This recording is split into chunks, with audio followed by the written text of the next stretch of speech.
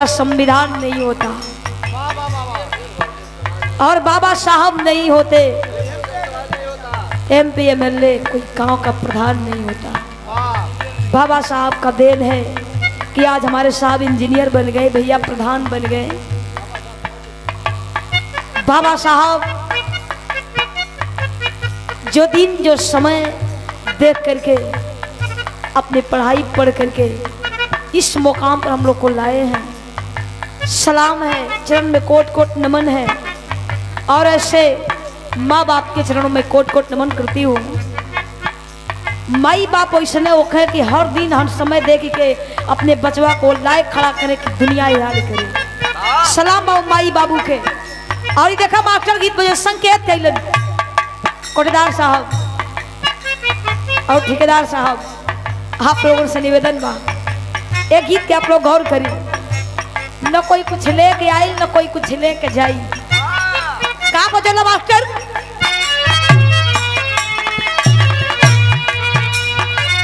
सोना नियन देगी पे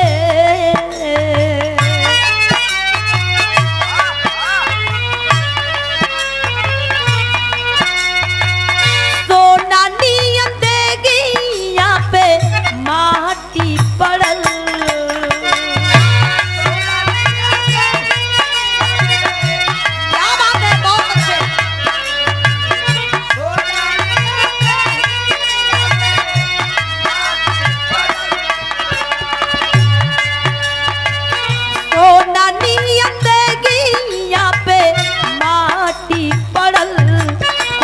भूल गई कुछ याद रहल, कुछ भूल गई।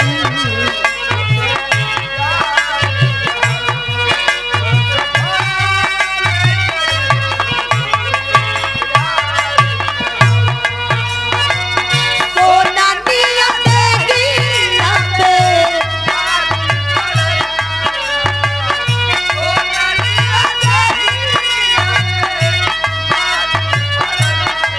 कुछ भूल गई।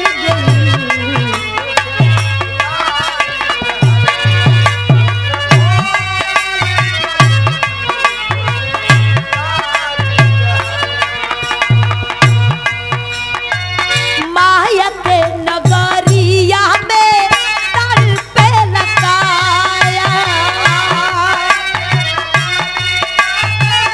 क्या बात है, क्या बात है?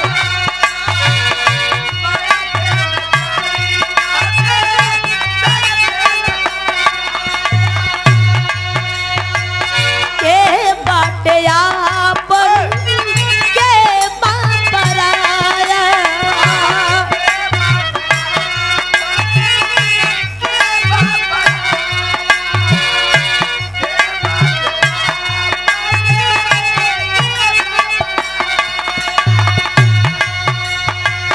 माया के नगरिया में तड़ पे लगाया। के बाटे आपन के बपराया। तू भुलाई गईला हमके समरिया। कैसे कैसे खोजी तुहके बनी के बवरिया।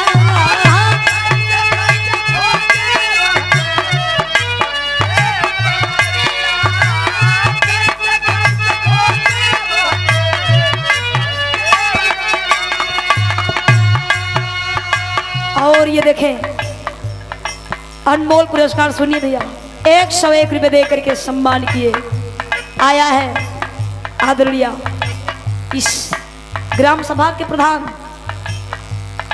हमारे इंजीनियर साहब जी के भयऊ है, भयऊ सरिता सरोज जी और कोटेदार साहब हैं, ठेकेदार साहब ना सुनील कुमार जी। सलाम बाप लोगन के। कुल पद एक घर में आ गई, देखो इस शिक्षा को बदौले। सलाम बाप के। आप लोगन के नमस्ते प्रणाम बा। कैसे माया के नगरिया में तड़ पे लगाया।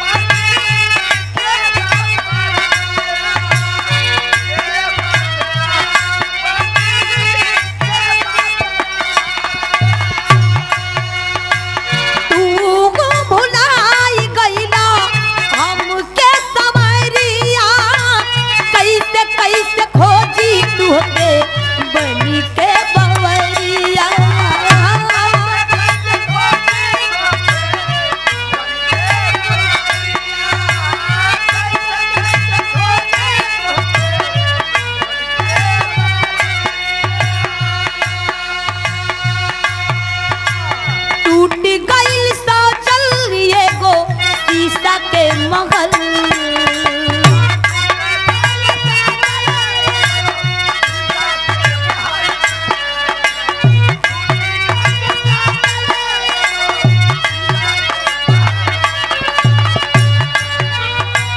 टूट गइल साजल ये गो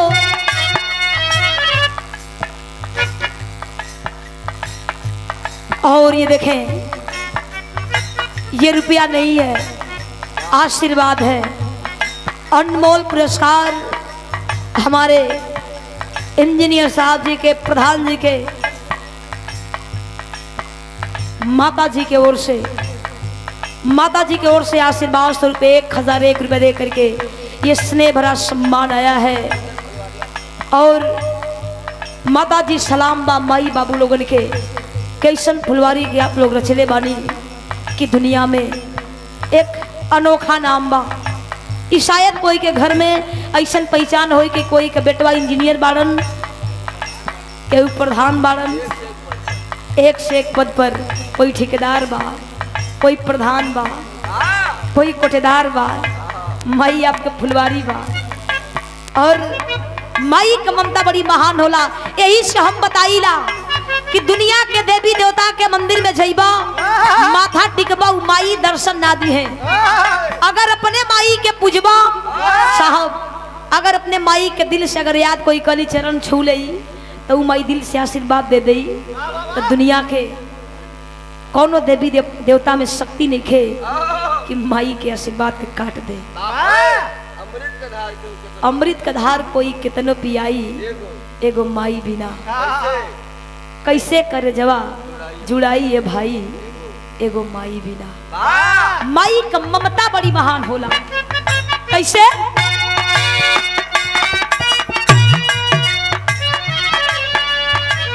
टूट गइल साजल ये गो शीशा के महल।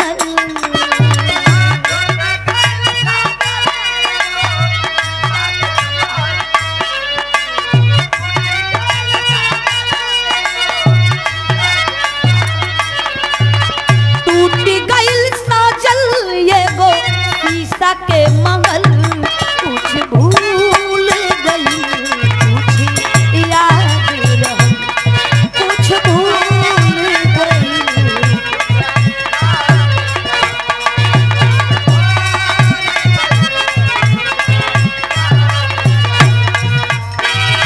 क्या बात है?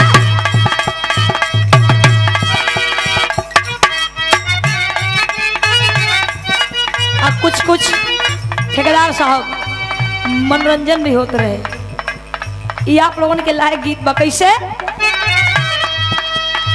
तेरी बेवफाई का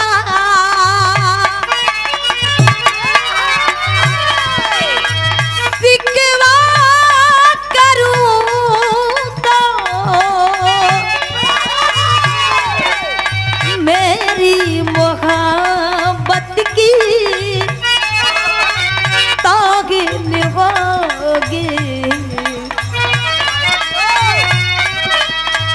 लाइन पर हमारे ठेकेदार साहब, वाह।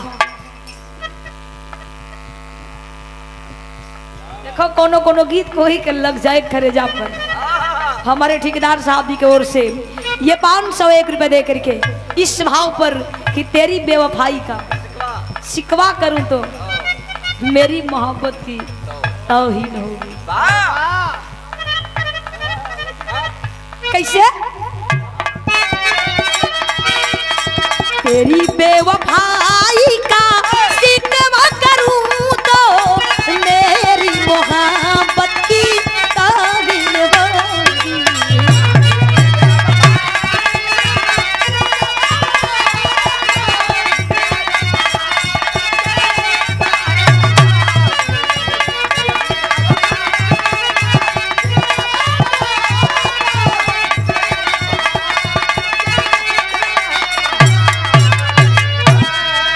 और देखी वैसे आज बिटिया रानी के, हमारे इंजीनियर साहब जी के बिटिया रानी का बर्थडे बा। आप प्रधान जी अब देखी बिरहा भइल, तमाम धूम तरह सोहर गीत होवे जात बा। अब परिवार के लोग जितना लोग सुत गई बा, माता बहन लोग सबके जगाई। और देखी जब सोहर होले तो कुछ नेक जोग लगेला। अब पाकिट कभी टाइट करे के चाहिए।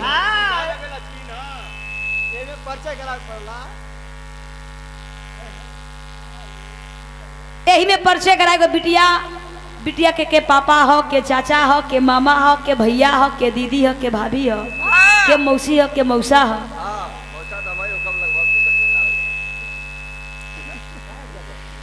ताई आप लोगन के हम सोहर की सुनाई और फरमाइश बमरे साहब जी को कि बाबा साहब को भी एगो गीत हो जाए, चर्चा हो जाए। तो आपका फरमाइश बहुत अच्छा लगल। आवा सोहर का लाइन में कैसे मास्टर।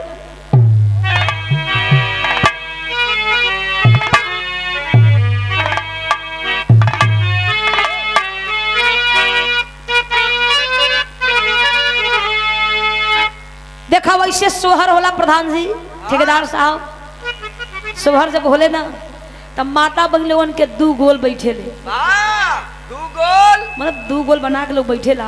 जैसे 2 पार्टी यहाँ बा ना धर्मेंद्र सोलंकी जी के और हमार, तो वैसे 2 गोल लोग बना के बैठे ला। एगो गोल सवाल करे ले आ एगो गोल जवाब दे ले। सवाल लोग करेला कैसे। और ये देखें 101 रुपए दे करके सम्मान के हमारे बड़े भैया बहुत ही अच्छे गायक कलाकार आदरणीय आप श्री राजू राज यादव जी प्रतापगढ़ के धरती से। और राजू भैया हमारे चैनल वाले माता रानी प्रार्थना बा सोलंकी जी सही कहलन कि जवन बात यूट्यूब पर डाले लायक बा वही कर डालल। और सबसे परेशान तो रुगी कर देले हुआ कि जवन गवैया नया गीत गावत हो आप लोग यूट्यूब पर चढ़ावत बड़ा दूसरा जगह गौला के बाद भैया एक मत गैया एक सुन ले नहीं लोग कहते हैं ना इसको मत गाइए। हम लोग सुने हैं यूट्यूब पर सुने इसको कल गावल जाए लेकिन आज गावल जाए बिहान पुरान हो जाए। तो भैया आप लोगों से निवेदन बा हमनों का कुछ चले दलो। और ये 101 रुपए दे करके सम्मान किए हैं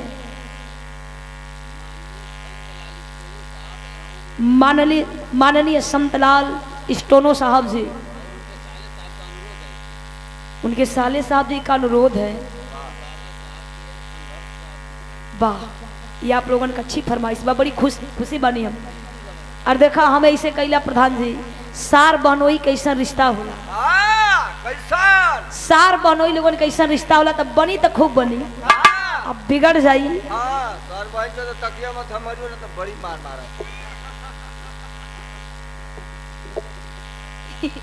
सार बहनोई के रिश्ता ऐसा होला। आओ सोहर का फरमाइश बा कैसे।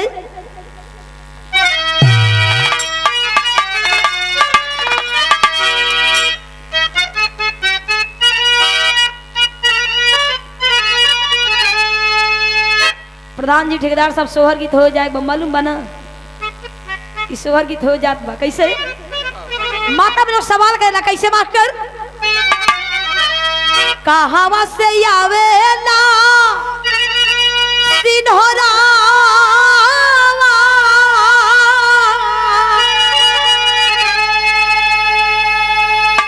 सिन्होरवा भरल से तुर सिन्होरवा भरल।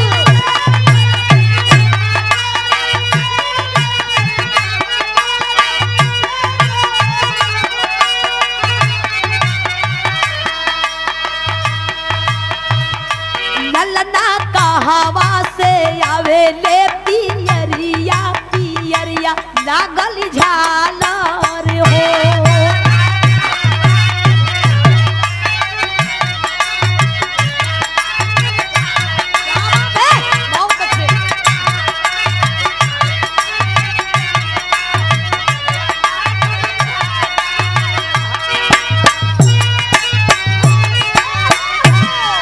सवाल लोग कहवा से आवेला सेनुरवा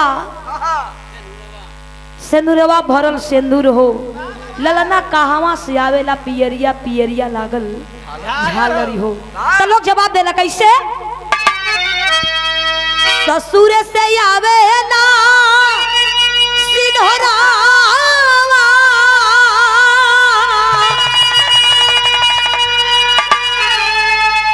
सिन्होरवा भरल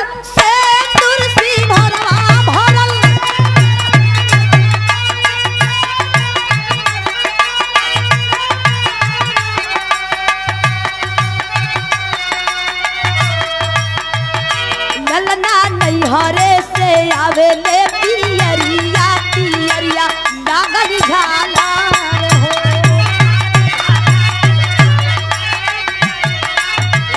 क्या बात है।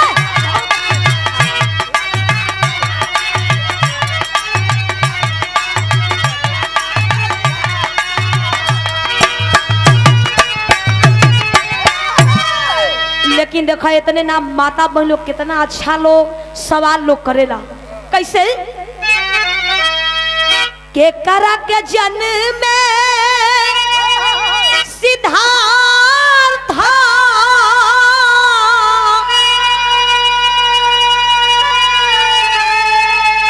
के करा के रवि दास के करा के रवि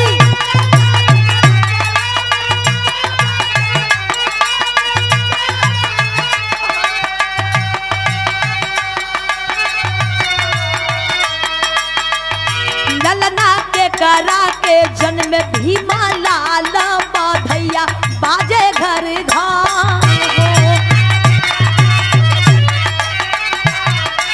क्या बात है, क्या बात है।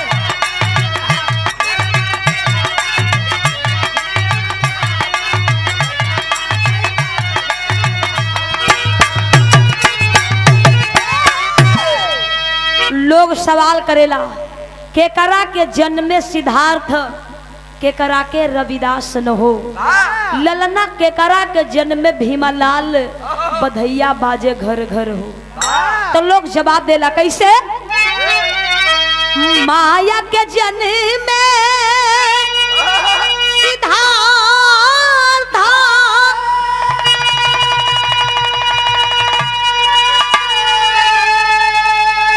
कर्मा के रवि दास कर्मा के रवि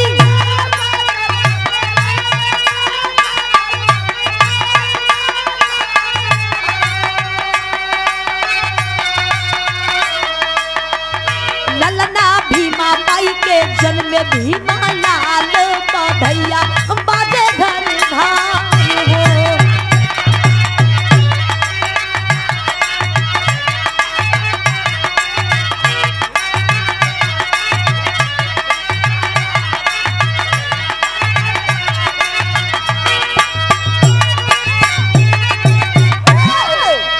ई सोहर गीत रहे।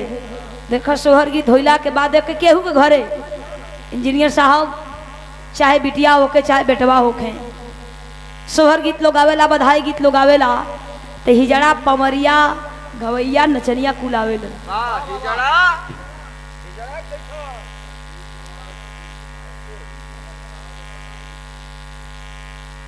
और ये देखें ये 201 रुपये दे करके सम्मान की हमारे इंजीनियर साहब जी का भतीजे हैं सुशील कुमार जी और प्रदीप कुमार जी। ये आपकी ओर से 201 रुपये दे करके स्नेह भरा सम्मान आया है। नमस्ते प्रणाम आप हूँ लोगों के नमस्ते प्रणाम। कैसे मास्टर बधाई गीत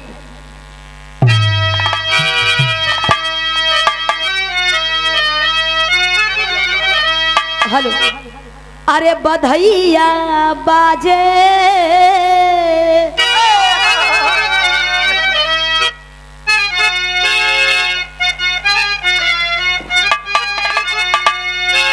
अरे बधैया बाजे इंजीनियर साहब के द्वारे बधैया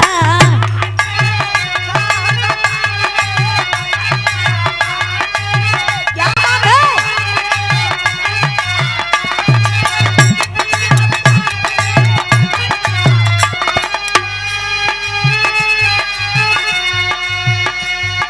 केहू लुटावे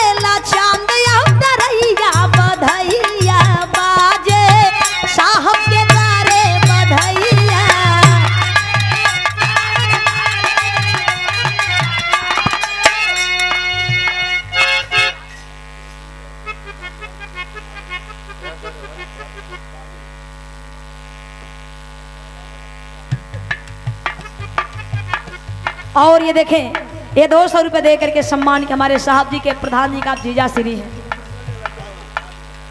पाली से, आदरणीय आप श्री राम बली जी, आपकी ओर से स्नेह भरा सम्मान आया है। नमस्ते प्रणाम। आप हम लोगों के नमस्ते प्रणाम बा कैसे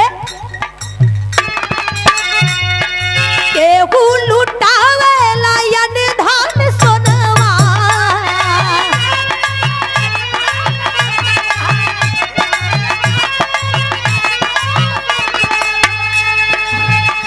और ये देखें, ये 200 रुपये दे करके सम्मान आया है सरिता सरोज ग्राम प्रधान पत्नी सुनील कुमार कोटेदार एवं ठेकेदार ज्वाला सिंह यादव जी। एक जना पर 2 जना कैसे? हाँ। अरे एक जना पर 3 जना हो जाला तो 2 जना के फिर मगाड़ू। आपकी ओर से ये सम्मान है। नमस्ते प्रणाम। आप हूँ लोगों के नमस्ते प्रणाम बा कैसे केहू लुटावे लगा बिके कंगनवा, क्या बात है?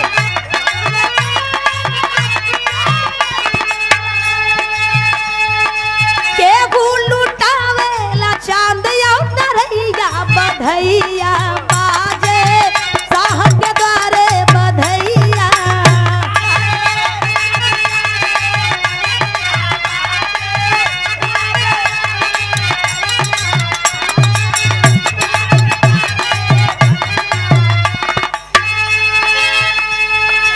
और ये देखें 1000 रुपये दे करके ये सम्मान आया है हमारे इंजीनियर साहब जी के धर्म पत्नी अरे वाह। आदरणीय श्रेया सरोज जी और हमारे प्रधान जी के आप भाभी जी, अरे भैया आप हमारो भाभी बानी, और कोटेदार साहब ठेकेदार सब आप लोगन के भाभी है ही ना, हमारे ना नहीं वाह हमनी के कोनो दुश्मन थोड़ा है या माने तो वे लगी जो द्वार में। ये भाभी जी की ओर से 1000 रुपये दे करके सम्मान है। नमस्ते प्रणाम। ए भैया आदेश मंगवा। हाँ प्रधान जी ऐसे ना मनाई, आप इनाम लेके आओ दिन भाभी कभी आवे खोई, हाँ भाभी के आवे खोई लिए कि आज बिटिया का जन्मदिन बा, आई साल भर के बाद मौका आई ना, खुशी का दिन है। आज जो ने बिटिया का जन्मदिन बा वो बिटिया के भी ए मंच तक लेके आई कि ताकि लोग जान जाए कि बिटिया के कौने बिटिया का जन्मदिन रहल है कैसे। क्या बात है? भूअर भूअर पार रे होरी लवा के, क्या बात है?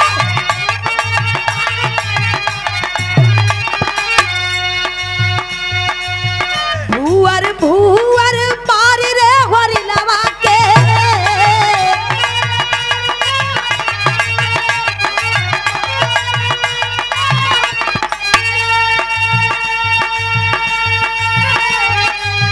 चमके चांद जैसे लीलार रे होरी लवा के, क्या बात है? बहुत अच्छे।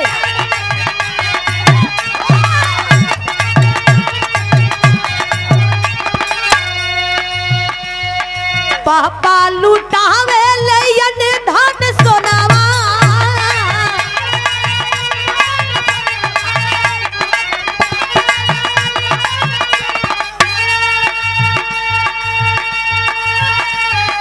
मम्मी लुटावे ली हाथ के कंगनवा,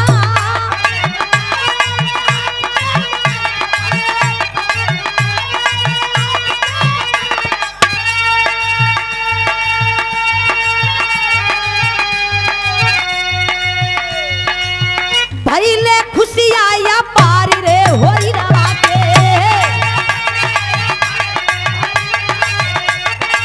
क्या बात है?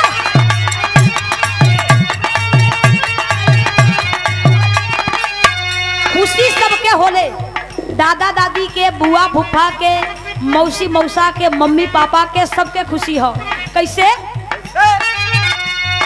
दादा लुटावे ले यन धान सोनावा,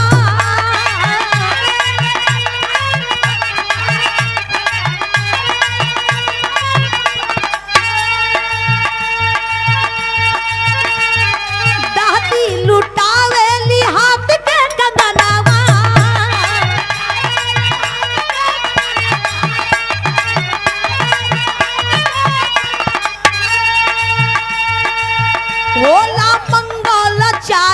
होरी लवा के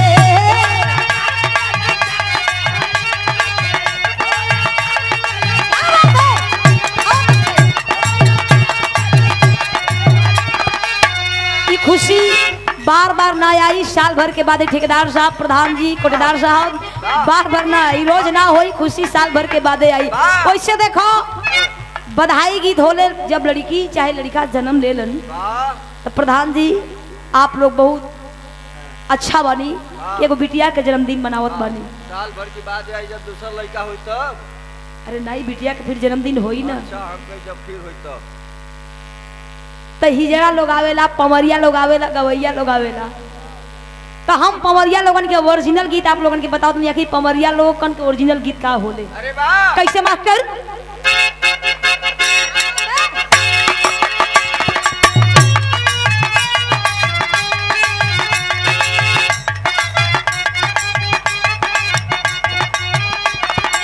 केहू बताईला लेकिन पमरिया लोगन के ओरिजिनल गीत हम बतावत बने।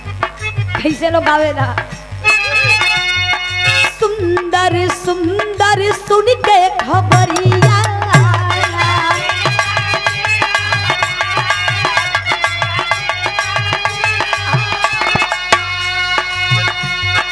तुहरे दुआरे आई बे पमरिया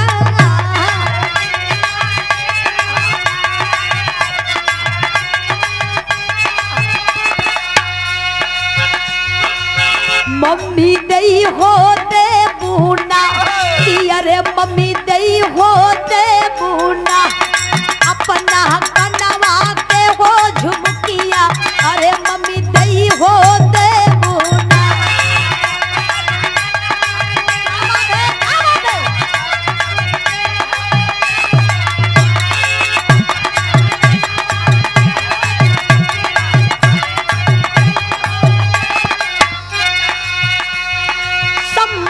साई गोसाई घर बेटा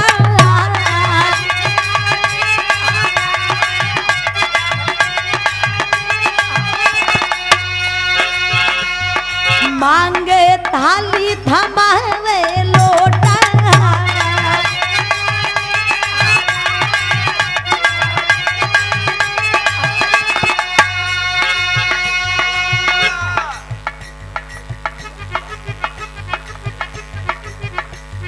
और ये देखें 1000 रुपए दे करके ये सम्मान है जो बिटिया रानी, युवा बिटिया रानी की बड़ी मम्मी और हमारे इंजीनियर साहब जी के आप भाभी हैं, प्रधान जी के भाभी, ठेकेदार साहब के भाभी, भाभी की ओर से 1001 रुपए दे करके सम्मान आया है।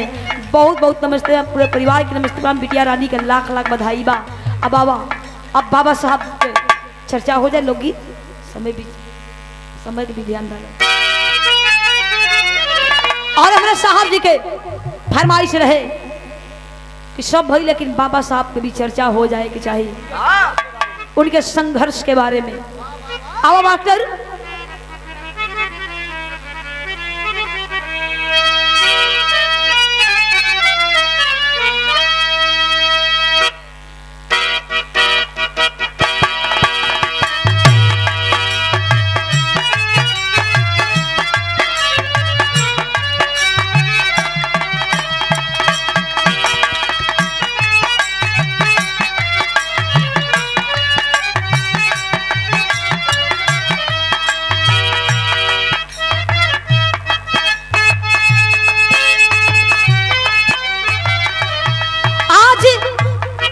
बाबा साहब के आज हमारे इंजीनियर साहब जी याद कैलन, बहुत बहुत नमन भाई आपके।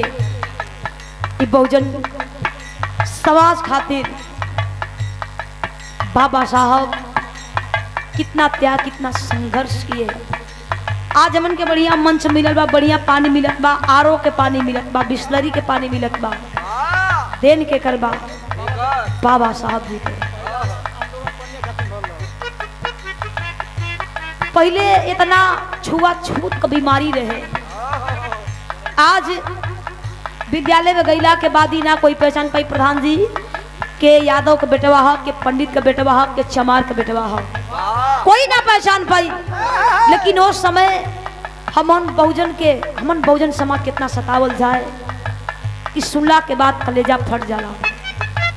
गीत गवन बा,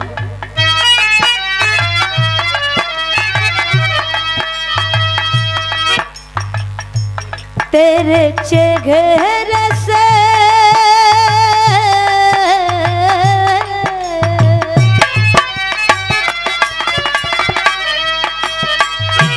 तेरे चेहरे से नजर नहीं घटती, नजारे हम क्या देखें।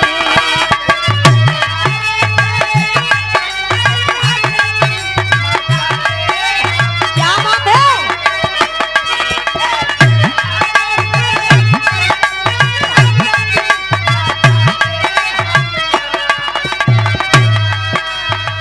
लेकिन बारे बाबा साहब B.R. अम्बेडकर जी, अपनों के लिए आपने कितना त्याग, कितना संघर्ष किया।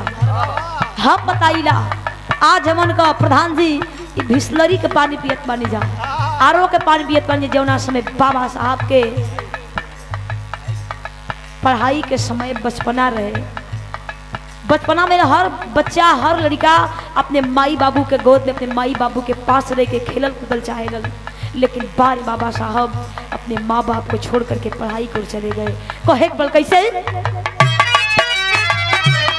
एक एक लाइन पर आप लोग गौर करें प्रधान जी, कैसे। जे के मिलल नाघी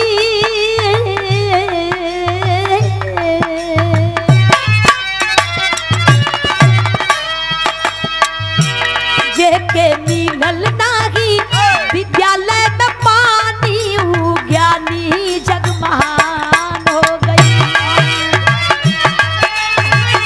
क्या बात है, बहुत अच्छे, क्या बात है। जे के मिलल नाघी, विद्यालय में पानी ऊ ज्ञानी जग।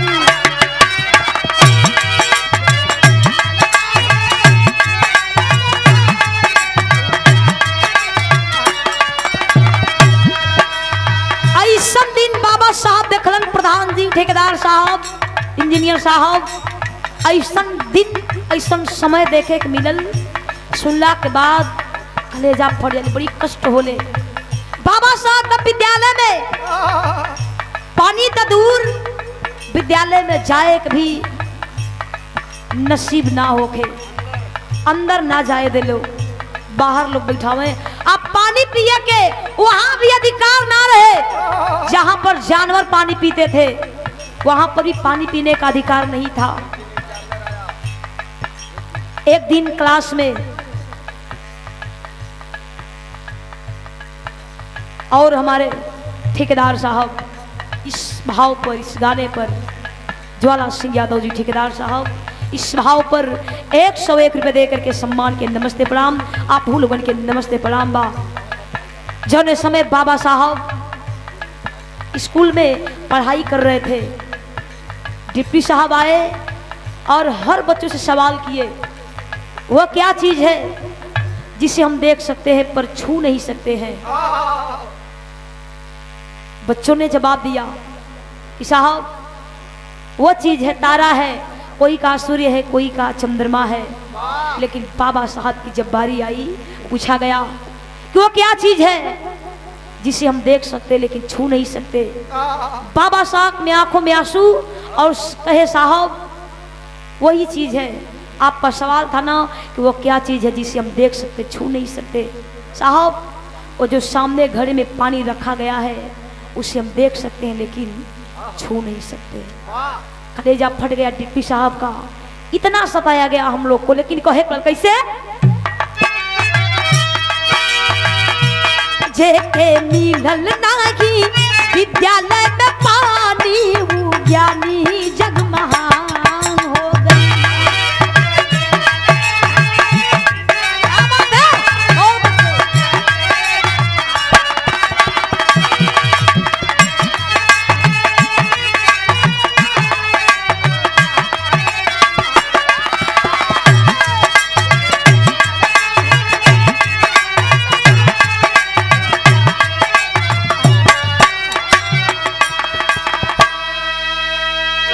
माई बाप से दूर रह कर कि बारे बाबा साहब सोचने पर आंखों में आंसू आ जाता है, लेकिन कहे के पड़ल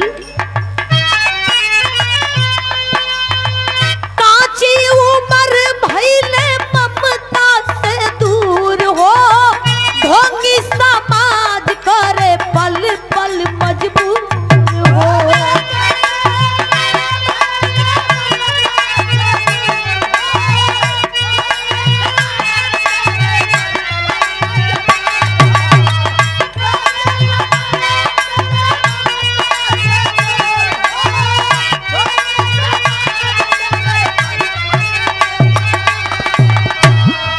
और ये देखें 101 रुपए दे करके सम्मान किए हैं पूर्व क्षेत्र पंचायत सदस्य मानी चंद्र यादव जी ने, ग्राम नसीरपुर,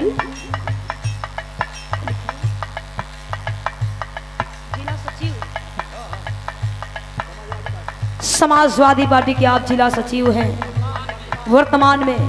ये आपकी ओर से 101 रुपए दे करके सम्मान है। नमस्ते प्रणाम। आप लोगों के नमस्ते प्रणाम कहे के पड़ल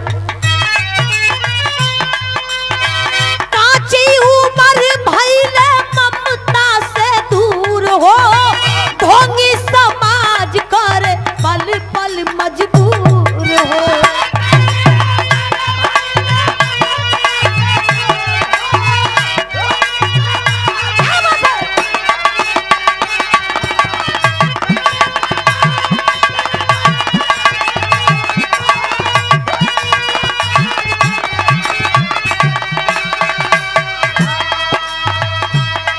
टुअरा बन के बैठे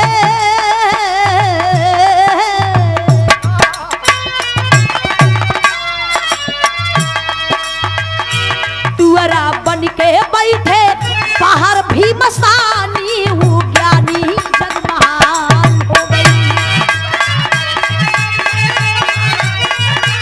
बहुत अच्छा।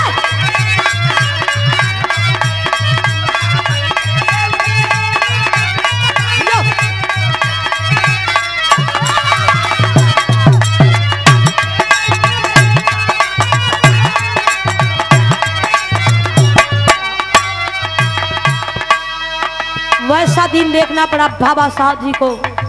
एक तरफ पढ़ाई भी रहे और परिवार का जिम्मेदारी भी सर पे रहे। बाबा साहब वो दिन देख ले ही अपन खातिर, अपने पढ़ाई खातिर कहे के पड़ल कूली बनी ढोवत रगले बाबा जी समान हो। परिवार की भी जिम्मेदारी सर पर रहे और एक बहुजन समाज की भी जिम्मेदारी सर पर रहे, अपनन का भी चिंता रहे। कैसे कूली बनी ढोवत रगले बाबा जी समान हो, बाबूजी के देख लागल छतिए में पान हो।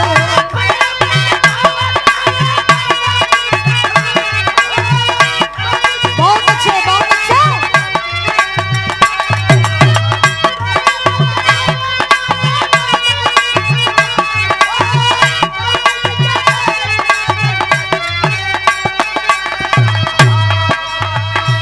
चले लागल दूनो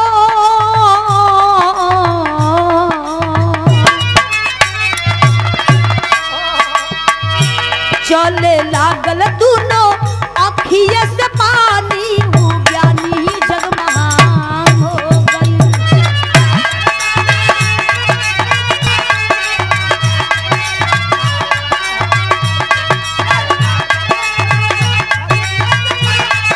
क्या बात है, क्या बात है।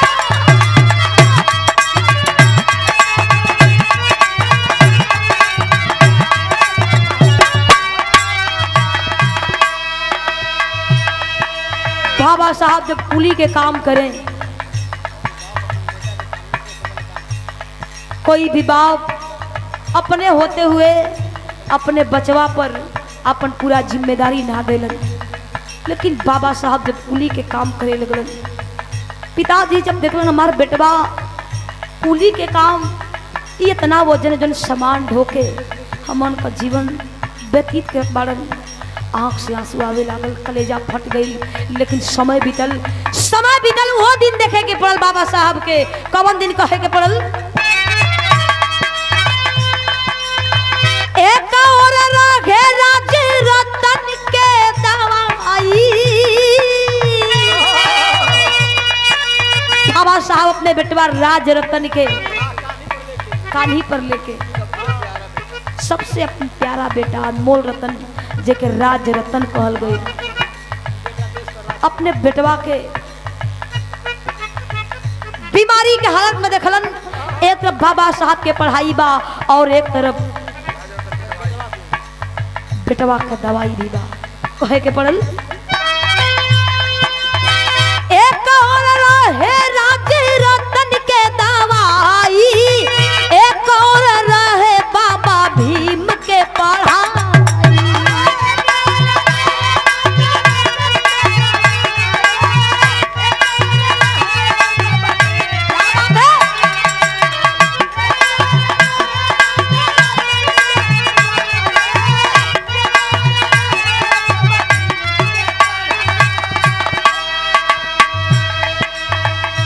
दिहले बाबा साहब बेटा के कुर्बानी, वो ज्ञानी जग महान हो गई।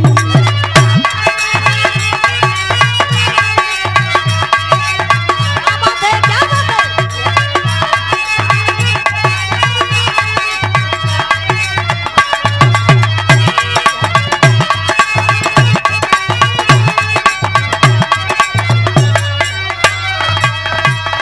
बाबा साहब बी आर अम्बेडकर जी जो ने बेटवा के अपने जान से ज्यादा मानत रहलन। जब जान राज रतन बीमारी से परेशान बाड़न, बाबा साहब अपने अनमोल रतन के छोड़ दिलन। इतना अनमोल रतन के पावे खातिर, बचावे खातिर बार बाबा साहब सलाम बा, लेकिन कहे के पड़ल कैले पढ़ाई खा के छोला औरी चाय हो। इंजीनियर साहब माई बाबू के सलाम बा, प्याज आप लोग माई बाबू के नाम पे रोशन कर देनी। माई बाबू के सलाम बा कि ऐसन ऐसन बहादुर बेटवा के लोग जन्म देले बा। लेकिन बारे बाबा साहब आपने भी पढ़ाई किया, कैसे? कैले पढ़ाई खा के छोला औरी चाय हो, भारत देशवा के खोजले उपाय हो।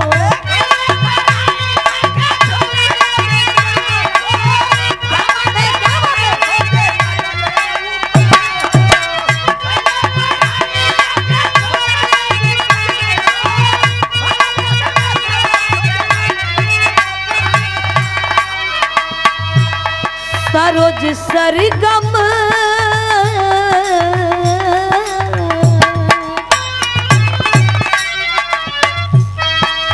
सरोज सरगम भीम के बखानी, वो ज्ञानी जग महान हो